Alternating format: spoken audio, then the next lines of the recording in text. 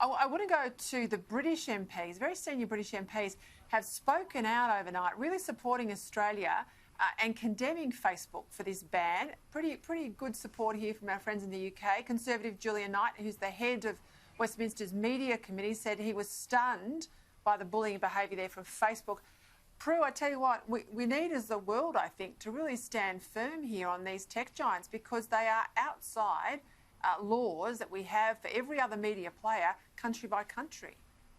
Exactly. You know, it's wonderful to see that we are getting supported. I believe that the French President Macron is also supporting us, and others, and they are all watching. And, you know, Zuckerberg has made a really miscalculation, I believe, a huge error. From a PR perspective, it is a total disaster, and it's getting Prue, worse. just let me jump in there. Prue, you've had years working in PR. Who would have given him such cack-handed sort of advice to do this? Because I think it's been a big backfiring own goal. It's totally, Peter. I don't actually believe that he's had any advice, or if he has, he surrounds himself with sycophants. But this is the kind of guy, I believe, who thinks he knows it all. You know, he's had incredible power. He's got incredible power through money and manipulation, and I just think he believes he's, invincible.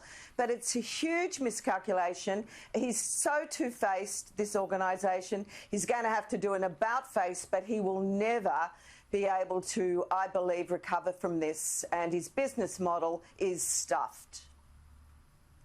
Gideon, let's not go back over all the Facebook stuff. I'm interested in the power of these tech giants. We saw it in the US campaign. We saw the cancelling of the president on Twitter.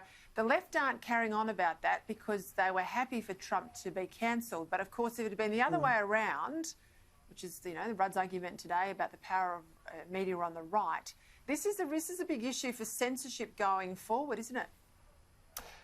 Look, it is a big issue, and I was very pleased yesterday to hear people complaining about social media censorship all of a sudden. I mean, it's amazing to see the same media class that were cheering on when the likes of Craig Kelly got blackballed, when Donald Trump got blackballed, now complaining that Australian newspaper publishers couldn't put their stories online. Well, I'm sorry, if you are constantly calling for social media censorship, you have no right to complain when social media censors you. I think broadly what this Facebook saga has showed us, if I'm being honest, is that big tech may have a lot to answer for. Lord knows they do, but government regulation will always backfire. All it will do is put the hand of government coercion into the already dangerous pot of Silicon Valley and lock out other players through compliance costs.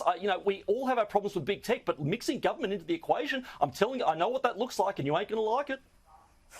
Yeah, I think, though, that when people got banned yesterday, I think that got Australians talking about that issue. I think it put Australians on notice. Yeah. People saw the impact, the big hand of Silicon Valley into, Australian desktop computers and laptops and your mobile phone devices in a way they hadn't seen before. And I think that's going to mobilise more action than government regulation. So I think that's a good thing. Energy Minister Angus Taylor, he's written today out to a whole lot of CEOs, ASX 200 companies. He's talking about these new reporting requirements. He's putting real pressure here, Gideon, on companies to stop them making big, grand commitments on emissions reduction, which we see almost every given day, and making them say, if you're going to go out there, Woolworths or whomever it might be, net zero by 2050, what does it mean, Woolworths? What are you going to do to deliver? And if you're going to make those sorts of promises, we're going to hold you to account. Yeah, this is a very, very odd thing for Angus Taylor to be doing. My reading, why are we... the Liberal Party won the last election based on the climate election, I might add, complaining that the costs of climate change that Labor were putting forward were too high. Why now encourage companies to join in this net zero emissions madness? And what it shows, I think, is the sleight of hand here that this technology-based net zero thing is really just a furphy. We have to ask now very tough questions. How many jobs will this cost of those companies that have to comply? How much of those costs will be passed on to consumers? And what kind of a hit will our superannuation portfolios take in all of this? Because don't forget, we invest in all these companies because the Australian government forces us to through the great racket that is compulsory superannuation. All right, that's a lot of red meat for Friday night. I've got to leave it there. Thank you, team. Prue McSween, Gideon Rosner, great to have you as always. Thanks, Peter. Thanks, Prue.